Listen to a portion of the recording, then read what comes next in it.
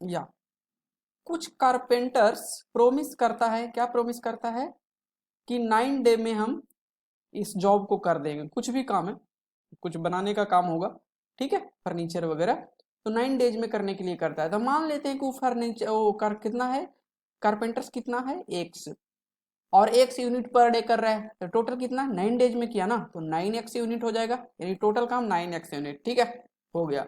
But condition आ गया कि 5 of out of total जितना था उसमें से 5 क्या है, अब्सेंट है।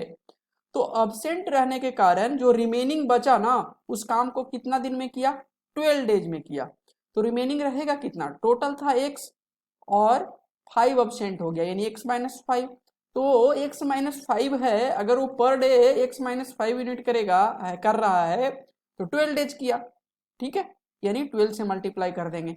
ये भी टोटल वर्क है और ये भी टोटल वर्क है, ठीक है, तो इसको इक्वल हो जाएगा, ठीक है। तो ओरिजिनल नंबर ऑफ कारपेंटर्स हम लोग एक्स लिए थे ना, एक्स कारपेंटर्स, तो बस एक्स का इसको सॉल्व करिए, आपका आंसर मिल जाएगा। तो ये कितना हुआ 9x, और ये कितना 12x, और ये 60 और 3x, ठीक है, इक्वल 60, x इक्वल 20, यानी आंसर बी। क्लियर? या सो ये रहा आपका नेक्स्ट क्वेश्चन।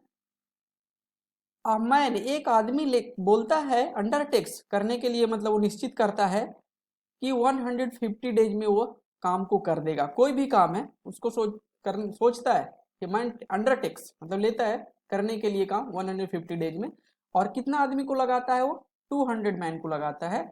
लेकिन a quarter of the work, a quarter मतलब 1/4, अ क्वार्टर मतलब 1/4, one fourth of the work कितना दिन में हो जाता है, 50 डेज में हो जाता है। ये तो पहले सोचा था कि 150 डेज में हम 200 मैन लगा के काम पूरा कर लेंगे, लेकिन कुछ दिनों के बाद वो देखता है, 50 डेज के बाद देखता है कि 1/4 वर्क हुआ है, ठीक है।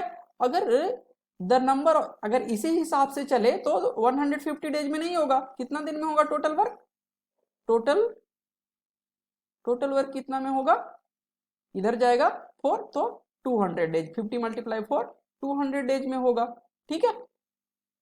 लेकिन कहा था 150 डेज में होगा।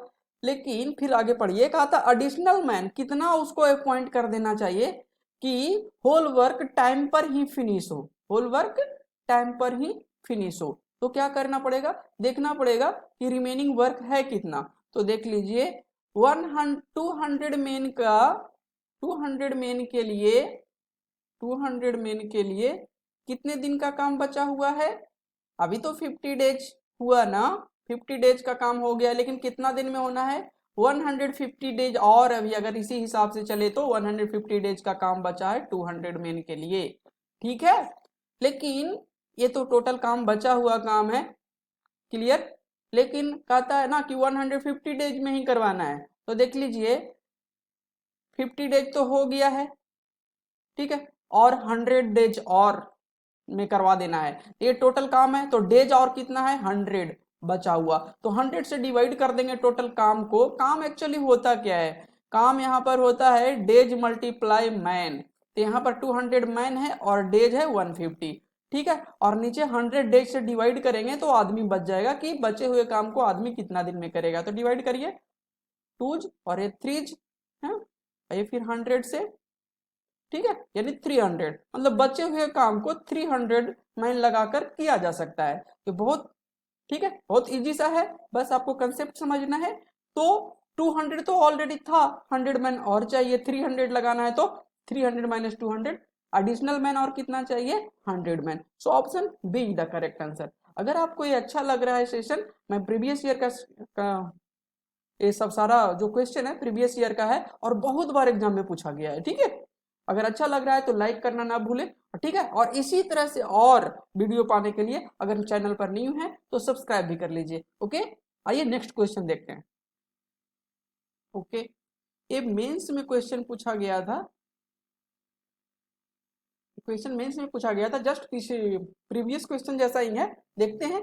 कहता है ना कि एक कॉन्ट्रैक्टर काम करने का ठेका लेता है कि 92 डेज में कर देगा 110 मैन लगाकर, लेकिन 48 डेज के बाद देखता है कि 3/5 3/5 पार्ट हुआ है, 3/5 पार्ट हुआ है कितना में, कितना दिन में, 48 डेज में।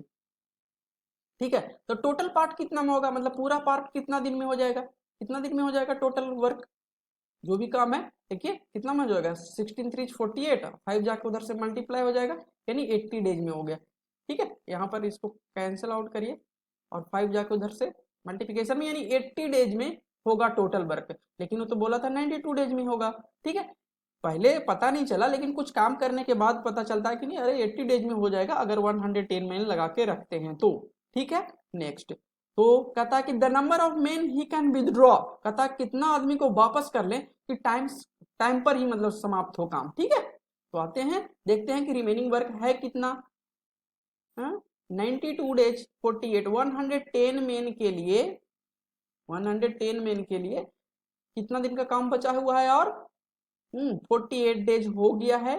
और कितना में करना, वास्तव में कितना काम होता है, 80 डेज में हो जाता है। तो कितना दिन बचा हुआ है, 2 + 30 यानी 32 डेज का काम बचा हुआ है। 110 × 32 ये टोटल वर्क आ गया। ये देखिए डे, ये क्या है, 110 मैन है और 32 डेज है, यानी मैन × डेज वर्क है। ये वर्क बचा हुआ काम है, ये बचा हुआ काम है।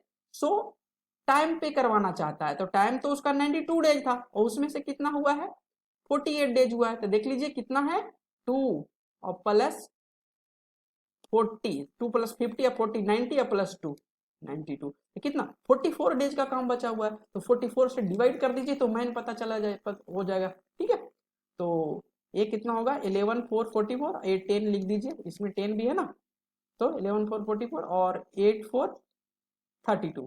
ठीक है, यानी 10x 80, क्लियर, यानी 80 मैन ही कर देगा। तो मैन कितना है, 110, तो 110 - 80 करेंगे, कितना हो जाएगा, 0, यानी 30 मैन को क्या करना पड़ेगा, रिलीज करना पड़ेगा, विदड्रॉ करना पड़ेगा, वापस करना पड़ेगा, यानी option D is the correct answer.